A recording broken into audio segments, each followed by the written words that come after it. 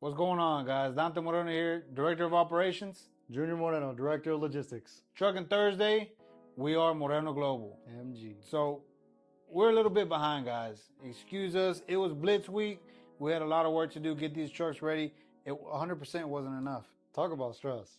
Talk about a stressful week with Blitz Week. If for you guys that know about Blitz Week, for the ones that don't, it's really a 3-day course where like DOT is on your ass. They're trying to get you. They They do. I mean, if they don't find something, if they don't see something, they'll find something. All right? It depends on where you're at, what state. Some DOT, they're a little bit disrespectful, rude, and some of them are just trying to make their quota, so don't be too mad at them. Hey, it's called Blitz Week for a reason. They're in there. But just going off of that, we had to go and check all of our trucks. Guys, we have 5 Fords, we have 5 Dodge, Rams, and we have 2 GM, General Motors, Chevy and GMC. What you guys been asking, which one's the best for hotshot trucking, CDL, non-CDL? I'm going to give you my opinion. Not just having one or going off a buddy, going off of what we actually have. It's a lot. It's enough for me to say, okay, this one's, I see more profits. This one does a little bit more work. This one's a little bit more stronger. In other words, like we're not telling you what to do. We're not, but we're going off from our experience, from our fleet of vehicles. We don't just have one Dodge. We don't just have one Ford, one GM. We have a variety. So we do the maintenance. We do the actual fuel logs. We check everything. So this is just an experience that we're giving to you guys. That way you guys got the right foot in the door whenever you're choosing your setup for hot shot. We're not going to go off looks. You know, all 3 brands, they look good, man. They're beautiful trucks. I love whatever you guys decide. If you want to go off looks, hey, okay, that's all on you. But let me just go ahead and start off with the benefits and the cons of having a Ford. I mean, that's where I work on those trucks. That was our first truck. The best thing that I think that, or I do think the Ford is a little bit better, is when it comes to the transmission. It has a 10 speed. That 10 speed, man. Trust me, you guys will feel the difference between if you have a Dodge, a Ram, 2500, 3500, it got the 6 speeds, and then General Motors, they have 10 speeds as well. It's a load of difference. It does help you on the fuel, the revolutions, the RPMs are a little bit down. That's one of my pros on a Ford. The other thing I like about Ford, and don't get me wrong, starting out, I was a Chevy guy myself. I'm not gonna lie this to the Chevy owners, like no hate towards you guys, but I gotta go with Ford simply because I grew on to it not only for maintenance, for power, for fuel, which fuel is a big expense that you're gonna have whenever you are in this industry of hot shots. You can't stop that. You can't That's stop something that fuel. You can't change. It's always gonna be different. It's gonna fluctuate. If you're further down in the U.S., it might be a little bit lower, but if you get towards California, Pennsylvania, man, those things, it'll break you. But going off that, the Ford, the Ram, and the General Motors. General Motors, they'll have the 10 speeds as well, depending on what year and make and model that is. The Ram has the 6 speed. The Duramax. But the Cummins, the Duramax, and the Power Stroke. Which one has a good amount of power? The Ram, it does have power. It's there, the Cummins motor. A lot of people want to compare it to the X15 or something that's in a semi. Yeah. It's not. It's not, guys. Rams, they're good trucks. They're beautiful trucks. The only thing I hate, 22 and down, those little side mirrors. I hate it, man.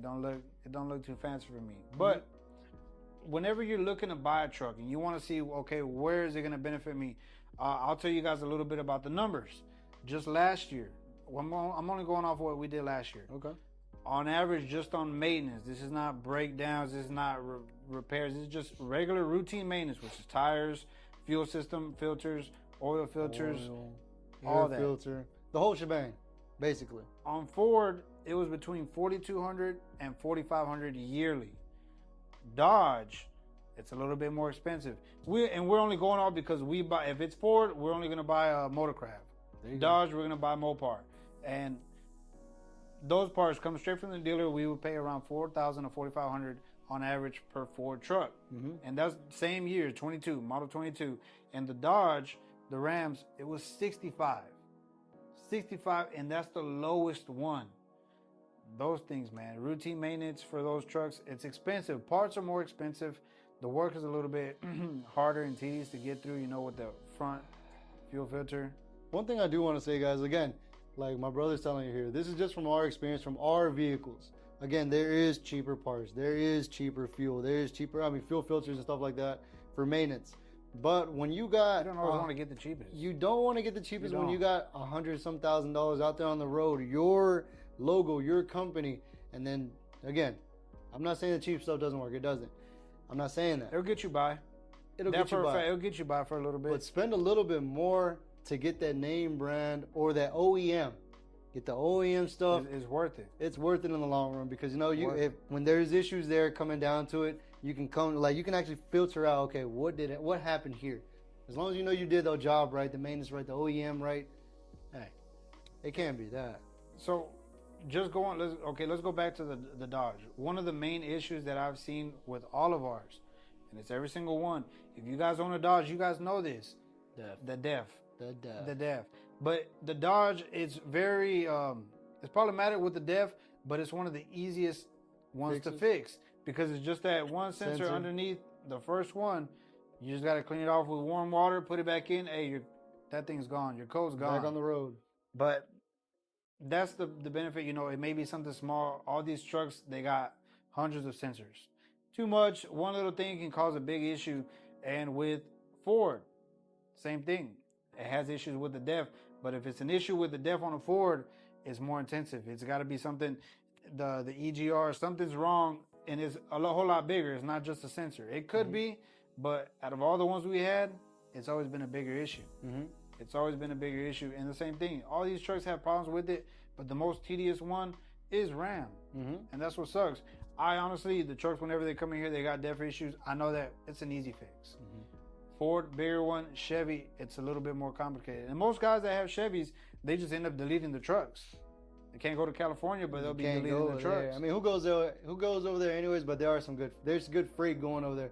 But one thing, to me, guys, the one thing I like, not just telling you here, what I've looked at a lot is convenience, man. I'm at the age to where if it's inconvenient, I don't want it. That's why I'm steering towards Ford, because not only with maintenance, not only with fuel, just power, it's more convenient, again, in my opinion. When it comes to the Ram, changing out the oil filter, and this is for the Ram guys, I know you guys know, if you got a secret way to doing it, you got to pick that damn truck up, move the tire, and they got tools and stuff. They got tools and stuff that kind of help you out, but it's inconvenient, man. With the Ford, just slide up under there, man. Just put the wrench. You're good. It's out there, But it's convenient. I guess convenience is a good thing, because if you guys are looking to get in a hot shot, you're gonna want something that comes with a bigger tank. Yes. Unfortunately, for Ram, they have the same size tank for their 2500s and their 3500s. It's the same size. Ford is one that has I believe it's between 30 something. I may be a little bit off. I got it on my notes. We'll get that right. But if you get a dually, you got 48 gallons. That extra tank, you're not always going to be going. You're going to eventually stop, but it helps when you're not stopping so consistently. Because whenever I go back and check our driver's E-logs, the ones that have a Ram and they know that they got a further drive, I see that they're stopping every 2-3 hours to get fuel. And depending on the size of the load they have, they got to stop more. Versus our guys with the Fords, they're driving 4 or 5 hours without stopping. Some of these guys, hey, I just want to go. I got a hot question for you, because a lot of guys that are trying to get into hot shot, they always ask us, and I'm going to ask you, is it worth non-CDL setup? Not your CDL drivers, but non-CDL setups. Is it worth getting an auxiliary tank? For non-CDL, no. So if it's going to affect your weight, don't do it. If you're smart and actually do a little bit of intensive research on, hey, okay, let me get a truck and the best trailer for me. If I'm within under 16,000, actually scale. Don't go off those weight GVWRs. Don't go off of that. Actually get a weight. If you have some weight to play with, do it. Don't get no more than a 30 or 40 gallon gravity fed tank, because you don't need it. You're gonna stop. You have to stop. You have to stop between your 8 hours. You're gonna want to. That can be as a safety net. We got 2 on our non-CDL setups. Don't use them. They don't really use them. We don't use them. They really don't. But the trailer, man, that's another thing. If you want to get into hot shot, the trailer. A lot of people ask, okay, hey, what is the best trailer for one of these trucks? That's a hot question. Some of these trucks, Ram trucks, are a little bit heavier than Ford. Ford got the aluminum body. It does help it a lot. Chevy, they're kind of in between both of them. GM, sorry. Yeah, one thing I do want to say, guys, when it comes to you wanting to actually get into the hot shot and just environment, the field, do your research like my brother's telling you. Check out what the weight is on a truck. Check out what the weight is on an actual trailer before you actually get that sign off on that car note, on that trailer note. Do your research first.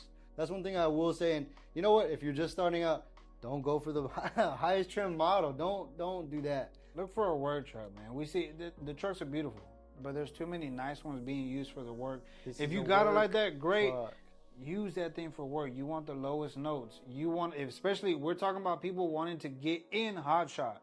Not already in it. If you're already in it, you got the truck. Okay, you got it. Don't be in the grave with it, man. You want to start off seeing the most profits because that's how you're going to be able to grow. And it starts off with knowing what kind of equipment you get. That's right. It's super important, man. Like look, you were saying. Go ahead. Let's take into like comparison. When it comes back to the trailers, guys, you got your pull-out ramps, which is a true flatbed, a hot shot flatbed, and then you got the ones with the mega ramps. Of course, you're going to take into consideration weight of the mega ramps. Mm-hmm. You're going to take into consideration, okay, what size, 30 feet, 40 feet. I've even had a 28-footer outside carrier. Now, again, I will continue to say this throughout this whole episode. This is just from our experience because we will get fact-checked. I know we are. And we're going to have a bunch of people commenting, which is what we want. Tell us your experience, your trailer, your truck, everything.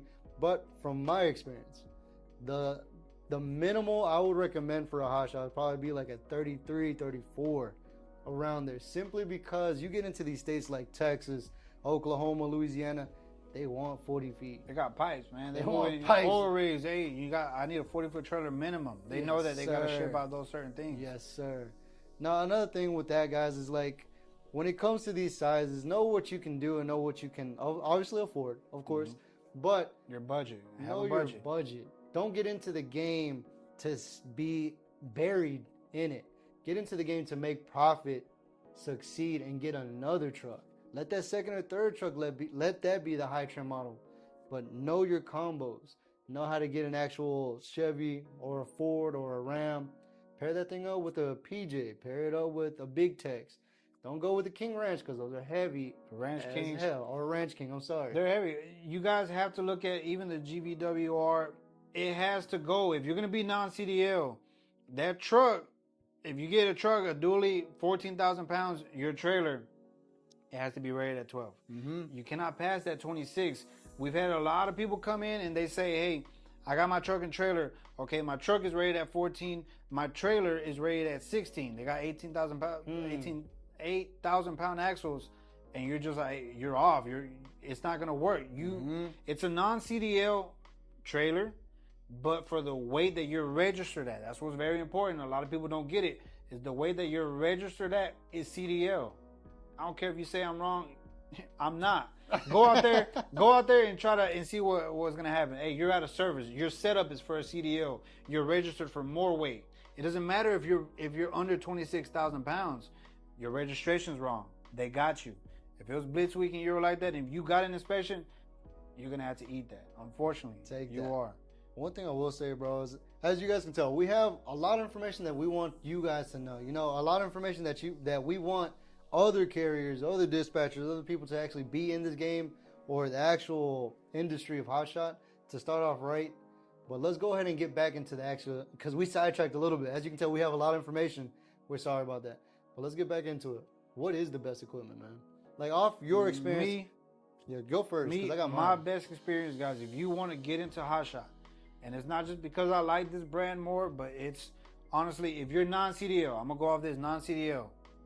Is an F250, yes, sir. 2020 and up that has the 10-speed. Yes, sir. Basic model with the 40-foot flat, no mega ramps. If it's a PJ, you're going to be at around 14 and a half, 15, just that. If you add your equipment, let's say 1,000 pounds, you're at 15.5, but you got a 40-footer, it's flat. If you get something that can overhang, it doesn't matter if your truck and trailer is 40-footer and you want to overhang 4 feet and you got a dually, you can't overhang those 4 feet. 65. You cannot pass 65 unless you're registered as a tractor. That's another thing. Don't let brokers try to tell you, hey, you can do it legally. Don't get in trouble. You can school them and say, hey, I'm past 65 feet. I'm not registered as a tractor. You didn't tell me beforehand, or you got to know now. Hey, somebody will get you. DOT will get you. Hot note. I will say, I didn't mean to enter a hot note. Go ahead. Don't let these brokers try and tell you, how you can run your business, one, and two, how DOT will actually take into effect. There is a brokerage out there, I'm not saying no names, but they are only looking for 40 feet. They will tell you it's 40 feet. When you get there, it's more. Do your job, let them know, hey, you know what, this is going to be around 41 feet. This is going to be this much. And if you know for a fact you have a dually and a 40-footer and you're already past 65, don't take it. Even for the rate, fight that broker and let them know, hey, you need to be educated in your field of hot shot or DOT transportation. Because of you, I can actually be put out of service. And what are they going to do? Well, we'll just take you off the load and get someone else that doesn't know. They won't do even your pay research, for it, guys. Tony, man. If you get them a set, a lot of these brokers, they're not going to know. They're not going to know. But back to why I thought it was the best setup, it's going to be the lightest. Pull-out ramps is the best because if you want to move two vehicles, let's say that, you can have one. If you have an F-250 that has a 6.5-foot bed, you can overhang a little bit, about 1.5 feet, maybe 2 feet. Yep. But it gives you that extra wiggle room. You want to start buying into more equipment. If you got a lighter trailer, let's say you got a 36-footer and you're at 14,000 pounds with truck and trailer, buy a winch, buy some different equipment. Attachments. Something that's going to help you get more, beef it up. Get more freight, have more options. You don't want to just be there, oh, I only have straps and I have chains. Hey, you need the coil racks, you need the pipe stage, you want a winch, get a winch. You want to make sure whenever you guys are out there, you're getting everything possible. Because that one load that you can miss was probably your ticket to get the hell out of that place. And that's what you needed if you're stuck. Now, one thing I will say, guys, like, I kind of hate you because you said that what I was thinking you're going to say something else. But Nope. Exactly the same. Ford F-250, you know, you can get the 250, you can get 350 as well, single wheelbase with a 40-foot, even a 36-foot. If you're saving weight, add that auxiliary tank, add that winch. Because I know if, for all you guys that are actually looking at the low boards, if you have your customers out there like we do, there are some loads paying for winch, paying for this, paying for that. You can negotiate more. Like, hey, it's been over for a couple minutes. Nobody got it. I got it. You need me. I don't need you. You need me. Go ahead, charge them what you pay for the winch. I mean, come on. You got to make it make sense. But what I think is kind of the worst combos is obviously a smaller trailer. Ranch King, you guys are a good brand, but it's too damn heavy. You're too damn heavy for somebody that has it. But if you already have it, they're usually paired up with the dually. Yeah. And they're right there capped out. And some of these dualies that are 30-footers with the Ranch King, they can't even scale 10K. Because it's so heavy. Their options are limited, and it affects them. Hey, well, there's loads out here, but you can't scale the weight. Your equipment's too heavy. You probably added too much stuff in the truck. It's stuff you do have to take in consideration. You want to be able to scale 10,000 pounds at minimum if you're non-CDL. Again, yes, that's the key word. This is right now the conversation we're trying to give to you guys is for our non-CDL setups, because not a lot of people have CDLs. Everyone that wants to start up in hot shot but don't have a CDL, this is for you. This information, this knowledge, knowledge is key, knowledge is power. This is for you guys. Don't go in there blindsided, guys. So no. You want to come in there, if you want something that's reliable. We got a 2022, that thing that has 300,000 miles. A 2022, that thing's been driven. We got a Ford 22, 300,000 mile, 22 Ram. I think it's about 280. Both of them, they're running clean. Basic issues, the DEF on both of them. Cleaned up those sensors. They're working good. But our experience is going off drivers. We have drivers in these trucks. You guys that are owners of these vehicles, that are, you're the one driving, you're the owner of the company, you're going to look at it a little bit more. Some of these drivers, they just get in there, hey, well, this is just a job for me. We had drivers crash our trucks, wreck our trucks, and take care of it. We ask the drivers, they do it too. They clean it every week or twice a week if they can, because image is a big thing. But let's go a little bit on CDL. If you guys are going to have a CDL setup, it's all game with whatever you choose to have. Yes, sir. But if you have a CDL, I still recommend you get a full flat 40, because you can. If you are registered as a trailer, you can overhang those 4 feet. You can add a little bit more weight. You can have 2 vehicles going on there, or whatever it is. You got more room for partials. Because you use your Rams, you can load up a truck. If you got mega Rams, you just cut 5 feet off right there in the back. It's a little bit more heavier, and that drive will be different. And if you are going to CDL, these dualies are good. But I still think that some of these dualies, they're meant for consistent work on a non-CDL. They're more stable if you guys live up there further up north and you have a dually. I recommend get a dually and get a 36-footer. Or even a 40-footer if your equipment is so light. You can still do it. But that's what you guys have to focus on. If you guys are CDL, non-CDL, make sure your weight is good. But also, if you want to move partials, you want to look at a bunch of partial stuff, don't get those mega rams. If you don't care for it, get them. But partials, even on both setups, you need to be able to put a car up there because that's what you want to take. You want to look into partials, you want to look into dedicated loads. It's going to fluctuate. It's going to be different. One thing I do want to say back on what Dante's telling you guys about mega ramps and whatnot, I also agree with mega ramps because again, for all you guys that are on the low boards and actually been in San Antonio, Texas, Texas, there is a specific brokerage or area right there where they only want true flatbeds. They'll actually tell you, if you got mega ramps, I will not load you. Even though you have the space, I will not load you. I don't complain. I ask questions, but the only answer I always get every time is, we only want true flatbeds because of the mega ramps. AC units.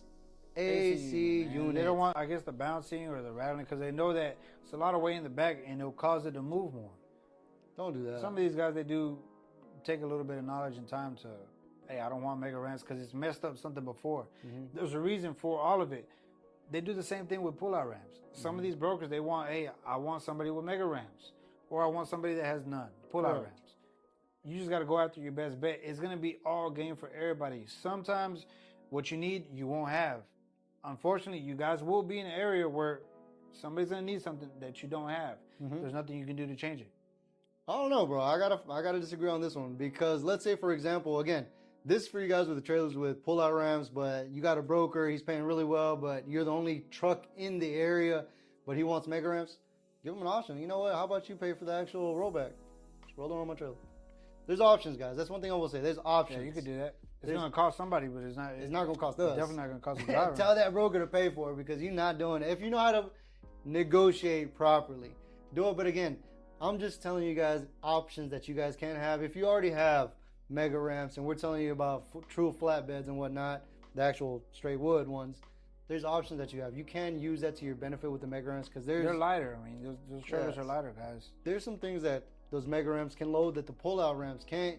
But again, you're just balancing out which one benefits you the most, which one will actually make you the most money. And again, my opinion and my brother's opinion, we're going true flatbed, full straight wood. You want to have the most options. If you're getting into hot shot, you want reliability. Yes, sir.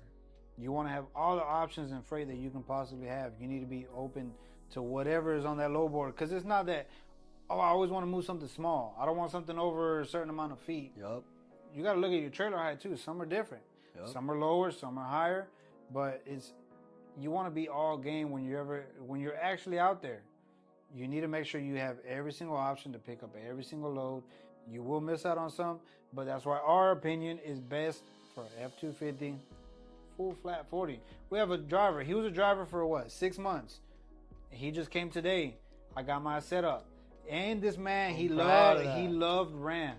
He loved Ram and he liked GM more than Ram. He's like, I'm going to go get me a Chevy. He dailies a Chevy. He loves his Ram. Guess what he pulled out with? Ford.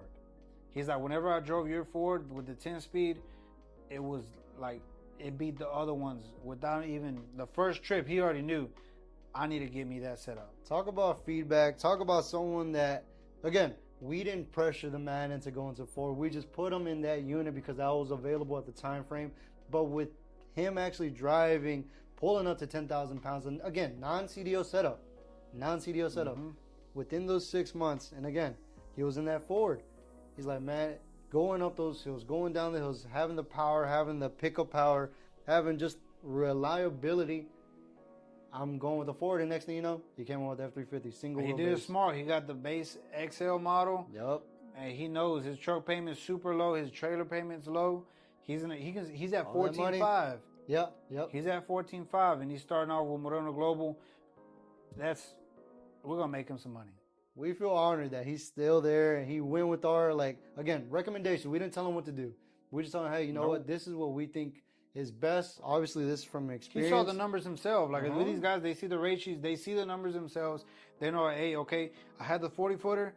I was scaling heavier stuff sometimes, but we just had more options, and he was constantly moving. Mm-hmm. There'll be loads, guys. If you wherever you're working, there's always something that needs to be moved. That's true. If it's That's partial, true. We have brokers on our spreadsheet.